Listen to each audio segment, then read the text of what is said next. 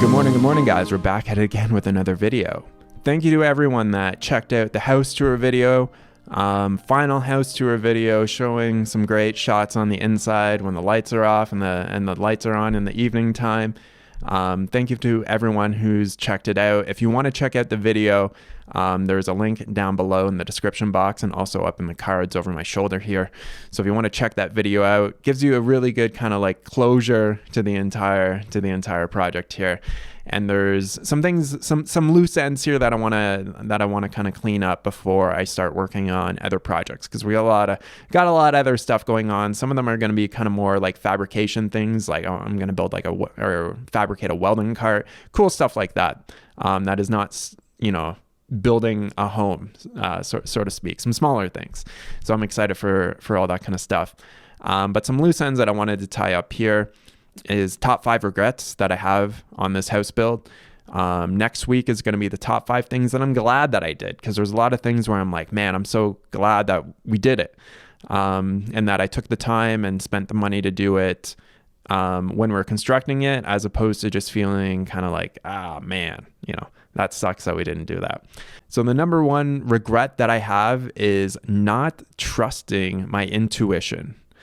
Now, I want to kind of preface this by saying during this, it's been 2 years since I basically started this house build.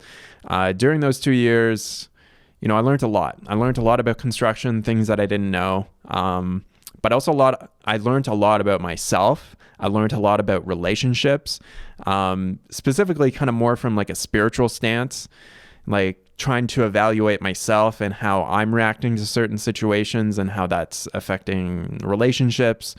So I've had a lot of time to kind of like decompress and to kind of think about some of these things that have happened. Trusting my intuition, it's not specific about anything that I was constructing inside of the house. It specifically came down to certain people that we ended up hiring. So specifically, there is a company out of Phoenix that we hired to do the bathroom vanities and the countertops in the kitchen and the one up in the wet bar as well. Now, initially, they're up in Phoenix. Totally get that. We messaged them because we really liked their stuff, and Hannah really, really wanted it. And so they were going to come down, take measurements, kind of do that initial kind of connection or kind of quote when you're kind of working with a contractor. And they kept putting it off.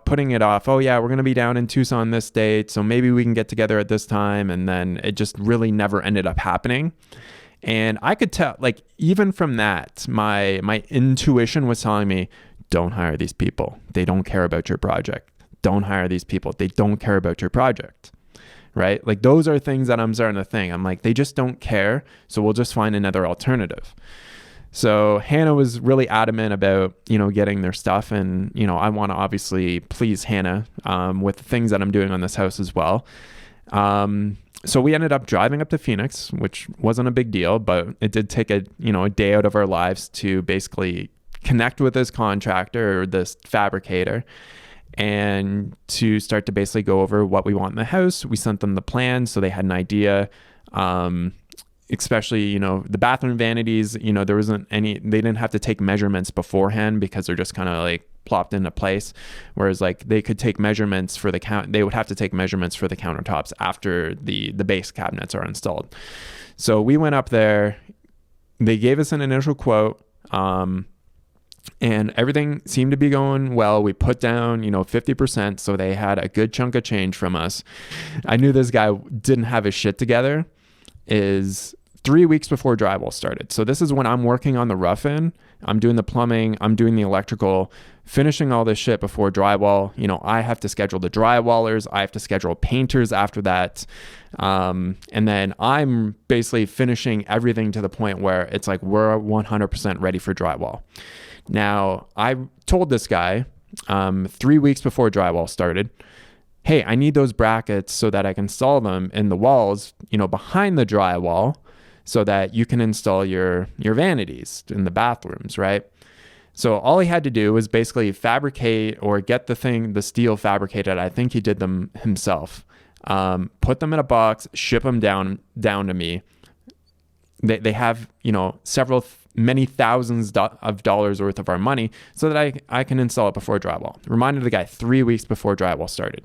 2 weeks before drywall started, I haven't heard anything. So I messaged him. I'm like, hey man, like I really, we're starting to get close, right? Like, send these things down to me. About 3 days or 4 days before drywall started, messaging him again. I'm like, dude, like I need these freaking brackets so that I can so that you can install your product, right?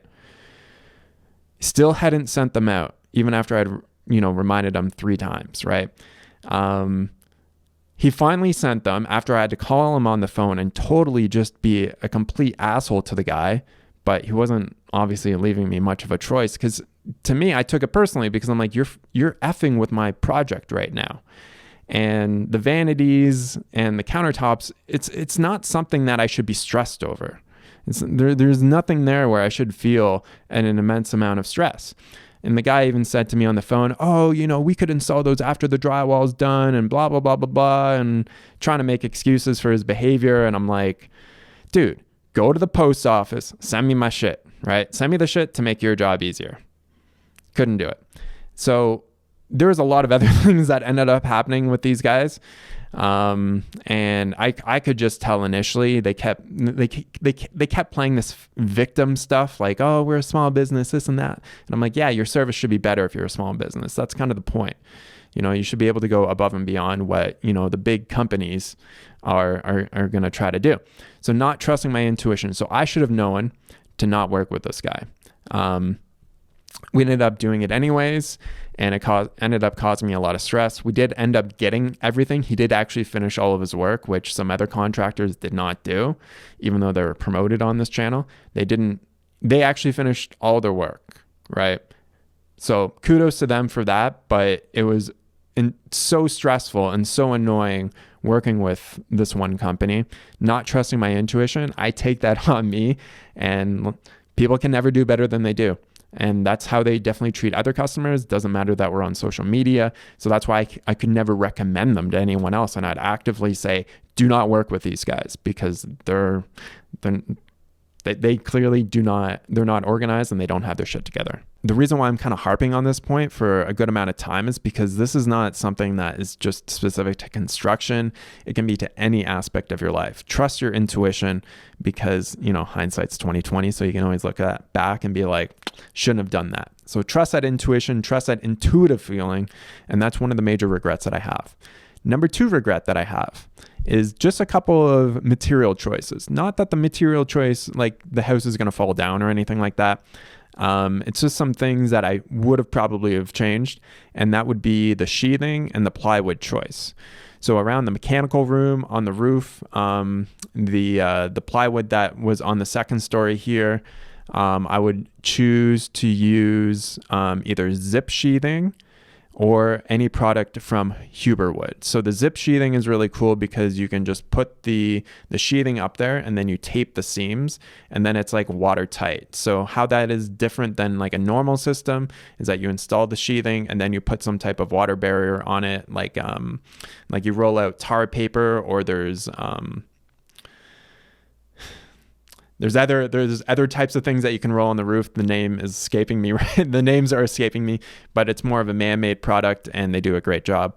But I would have preferred just to use a zip sheathing. So you've got your air barrier, you've got your water barrier. And specifically on the second story here, when they're doing the tongue and groove sheathing for the flooring, is Huberwood actually has like a specific sheathing that is really good for sun exposure and for water exposure. So one thing that I noticed, so it's like 3/4 inch, 5 ply tongue and groove plywood up here. But since it was exposed to the sun, and I don't think it really got rained on, maybe like once, it might have got a few drops on it, but nothing like substantial during our monsoon storms. But I even noticed in certain areas where the plywood was like peeling apart, it was kind of disintegrating a little bit. So specifically up here, I would have just made a different material choice. And just kind of going around the mechanical room, it would have been nice. I wouldn't have had to put the Tyvek paper up there. I just kind of like the product, and I like choosing the best products that make my life easier. And I think that is definitely one of them. So definitely look into zip sheathing, and then like the brand or the parent company is called Huber wood, and then they've also got like specific plywood, 3/4 inch and even 1 inch thick plywood, that is much more resistant to moisture and sun exposure. Now, the next regret that I have is actually a big portion of the house, and that is the ICF material selection. So the brand of block that is the ICF, which is the main structure of the house, is from a company called Quadlock. They gave me a deal on it, for promotion. So there's some of that obviously during the house build. I get a discount on things because they're getting, promoted to a pretty substantial audience. So, they gave me a deal on it, and I learned a lot about the product after I installed it, and even during the time that I was installing it. So the block style it does have some kind of unique features to it in terms of, putting those plastic ties, and then it's kind of modular in that way. And I kind of liked how it was like a modular ICF system. But so the quad lock system, the block style, is like a 25, 30-year-old design. It's extremely old. It hasn't been updated. It's basically the same thing that they've been selling for the last 30 years. Now, a lot of the new ICF block styles, they come kind of like pre-formed. So it's got the outer part, it's got the inner part, and then it's already got the ties, and it's just one thing that you just put in, as opposed to putting the foam and then putting the tie in between it and having that locked in between. So one of the main benefits of using like a pre-formed block, and so there's a lot of different brands. So there's like Fox Block, Logix, Nadura is another one, and there's a lot of other ones. And I would say, just from my limited ICF experience, I'd say they're all going to be very similar, and there's going to be some differences between the different brands and stuff. But for the most part, if you're just stacking it in place and you don't have to put the ties in, then I think it's a good block style. So it comes preformed. So your shipping is probably going to be a little bit more because there's more kind of like air, because the blocks are preformed. So your shipping might be a little bit more expensive, but where you're going to save is the time of installation.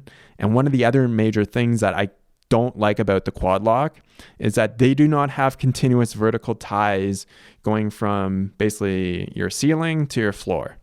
So the ties are kind of small in that they're probably about this kind of far apart. So you've got a tie here and you've got a tie here, but in between, there's nothing in there to screw into. Now it kind of makes the drywaller's job a little bit more difficult. But the guys in here were able to get it all up without any problems. But the reason why it's nice to have a continuous vertical tie through the ICF block.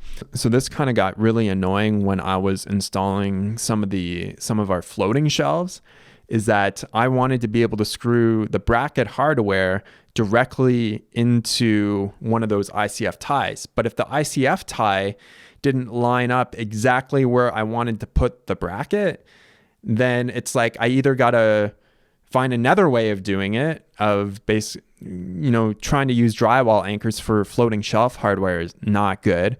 So like in the bathroom, or in our master bathroom, I ended up having to anchor the bracket through the foam and into the concrete. So there were 5-inch Tapcons that I used just for the floating bracket hardware. So if there was continuous ties, I would have been able to find that in the wall, no problem. If they're continuous vertically, right? And then just be able to screw into that. So there's little things like that. And there's some other places in the house where, it would have been nice to know, or like just to know that there are those continuous vertical ties, but the installation time is also a lot less using these new block styles. So like when you're doing quad lock, you're only going up 12 inches at a time. That's like the standard height of the block. Whereas like a lot of the other ones, they're 16 inches or 18 inches. So you're basically, for whatever amount of time that you're putting into installing a block, like you're just going up higher faster. So that's one of those things where it was just kind of ignorance on my part. I didn't really know. But going forward, I'll be using basically a different block style and working with a different ICF company. and just kind of talking about the differences in that regard, because that was like one of the things that kind of annoyed me. But from a performance sense, in terms of how well it's insulated and that kind of stuff, it really doesn't make any difference, because you got 3 inches of foam, 6 inches of concrete, and 3 inches of foam, specifically with our house. I mean, different block styles will have different thicknesses of foam, and you can go 6 inches of concrete. I think you can go down to 4 inches with a lot of different companies, but you can go up to 8 inches, 10 inches, 12 inches worth of concrete. And you might think, oh, more concrete, better. Concrete is expensive. So also be mindful of that. It's not, going from a 6-inch wall to a 12-inch wall in terms of like how much concrete, you're doubling your concrete costs. And that could be the difference between spending $10,000 on concrete and $20,000 on concrete, depending on how much that you're using. So also take that into account as well. But yeah, that's one of those regrets that I have. Another one, also specific to concrete. I've learned a lot about concrete during this entire house build. A lot about concrete. Number 4 would be using helix in the finished slab. So we used a product called Helix, which is a micro rebar. It is awesome in the ICF walls. Amazing. The amount of labor that it reduced me to have to do on these walls was significant. The only rebar, like traditional rebar, is around our openings. So you still need to put like number 5 rebar around like your window openings, your door openings. I didn't have to put it around the corners and stuff, like vertical pieces around the corners. I still did anyways. And going between like the first pour and the second pour, you put a 4-foot piece of rebar in there. You got 2 feet down in there, 2 feet above. And then that was like the only amount of traditional rebar that we needed to use in the walls. For using with ICF, highly, highly recommend doing the Helix, because it's just going to save so much time and so much effort, because every single course that you put of ICF block, you've got to wrap rebar. You got to wrap rebar around it, and then also vertically as well. So there's a lot of rebar that you have to put in, and just having that all taken care of when you're just, I just took the Helix to the concrete mixing plant the day before that we're going to be pouring, gave the guys the instructions, mix this number of boxes with each truck, because I would know how many trucks are coming. And that was really easy. And the guys did a great job with that. And they had no problems doing that, because they're typically used to sometimes like putting fiber in it. But using the Helix and the slab did pose some problems. And that's because there's different ways of finishing concrete. And the way that our slab was finished, it was done essentially by hand, right? Obviously, there's a bit of laser that goes into it, but for the most part, it's just done by hand.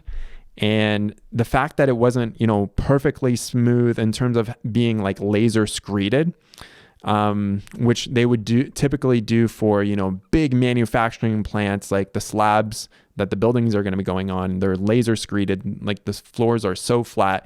And because ours wasn't, trying to finish the floor there's miscommunication in terms of like what the best practices are and in terms of how things were screeded. So yeah, in certain places, like the Helix did come up to the surface, and I have had to kind of like, pick them out of the slab. And then in a couple places, like they really rose up to the top, and that could have just been how the guys floated it in that certain section. So because of how it was screeded, I wouldn't recommend it. Say you're doing a grind and polish where like the concrete is going to be the finished surface. I would probably not do Helix unless you know that it's going to be screeded perfectly, and you only really have to do a polish on the concrete as opposed to doing a grind and polish. So as you grind, obviously any Helix that is kind of closer to the surface is going to be dislodged. And it's not like you're grinding off very much. It's like maybe like 1/8 of an inch or something like that. But if you're doing a grind and polish, I'd recommend just doing straight concrete, traditional rebar in the slab. But especially for ICF, 100% recommend the Helix. And now if you're going to do a concrete slab and you're not going to finish it, say you're going to put hardwood flooring on it or vinyl plank flooring on it or something like that, then definitely use the Helix. But if it's going to be your finished floor, I'd probably recommend not using it unless the concrete company is like super familiar with it or super on point with the screeding. And maybe if you're having somebody else doing the finishing on it, the concrete grind and polish was a pain in the ass for me to do. It took me way too long to do it, but hey, we got her done. We got her done.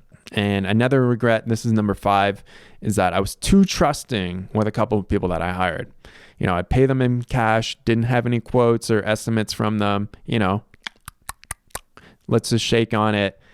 And this only happened, there's actually only one guy that didn't write me out quotes and estimates. And I was fine with that. I 100% trusted the guy.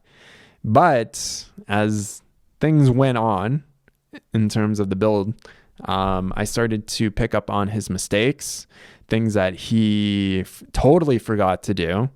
And when it's like, I bring that to his attention, there didn't seem to be a lot of urgency of getting things finished. I could tell this guy started lying to me and not being forthright and honest with me, which drives me nuts because I was honest and forthright with him with everything on this house build. But there was this, two guys actually that I was just too trusting, and I didn't do enough to protect myself and take kind of matters into my own hand. So what I would say is always, whether you're working with a friend, and they're doing work for you, still get a quote, still get an estimate, have things in writing in terms of what they're going to be doing, time frames, et cetera, et cetera. No matter how much you think that you can trust someone, you can't always trust them. And I learned that lesson. Like, I had to fix a number of our interior doors because the guy didn't care to fix them himself, and he kept blaming other people. And I'm like, well, you can't always blame the drywall guys. And that's one of the main things that I learned being an electrician is like, you got to protect your work. He's like, don't expect the drywallers just to not hit your wires. You got to protect your wires. So do that in the best way that you can. And this guy kept making excuses and this and that and not showing up. And it's just ironic because I got him a job, a massive job in Montana through my video, through me promoting him, but he couldn't figure out how to finish our job. And it was kind of disappointing, but at the same time, it's like people can never do better than they do. And the other instance was just someone speaking on behalf of me, which I'll never let anyone do. I will always speak on behalf of myself. If I'm talking to a company and it has something to do with business, I will always speak for myself. So that was on me. But I was too trusting of people that they had my best interests in mind, and people don't always do, and that's fine. Obviously, everyone's got their own personal stuff, but you always got to look after number one. Now, the last thing that I want to mention, and it's kind of like 5.5 in terms of regrets, and it's not really a regret, and that's why I'm just kind of mentioning this at the end. But if you're going to be building, just keep in mind, if you go up 2 stories, things get a lot more difficult as you go up higher with construction. Going from a 1-story to a 2-story, you gotta think, all right, if I'm going up to 2 stories, I also need stairs, I need hand railings. When you're going up 2 stories, you got to think about every other trade that is coming in. So like the stucco guys they've got to have more scaffolding to be able to get obviously up to the 2nd story. It's going to be a bigger job. It's going to cost a little bit more money because you're going up to 2 stories. Then you got to think of installation of things as well, like the roof and the soffit and the fascia. I had to use a lift for all of that because, I'm up over 20 feet. I'm not going to be dangling off a ladder trying to install that stuff. Also getting all the roofing panels up to the roof, right? So I had that slide on the side of the house, and Bill and I wrangled all those guys up. And now that we're living in it, now I'm like, how do I clean the windows, right? There's all these different things that you got to kind of think about. I don't regret going up 2 stories, but it does pose other challenges, right? So just keep that in mind if you're planning on going up 2 stories, that things get more expensive. You're going to have more rentals probably for lifts and stuff. So it's just something to keep in mind. I'm not going to try to talk you out of doing it because, we did it and I don't regret going up 2 stories, but it does pose some challenges. Awesome, guys. I hope that helps. If you have any other questions, let me know down in the comments section there, and maybe we can get those answered in a good Q&A video or something like that. Awesome, guys. Thanks so much for watching. Next week is going to be the top 5 things that I'm glad that I did, and we'll see you in the next video. Talk to you soon. Peace.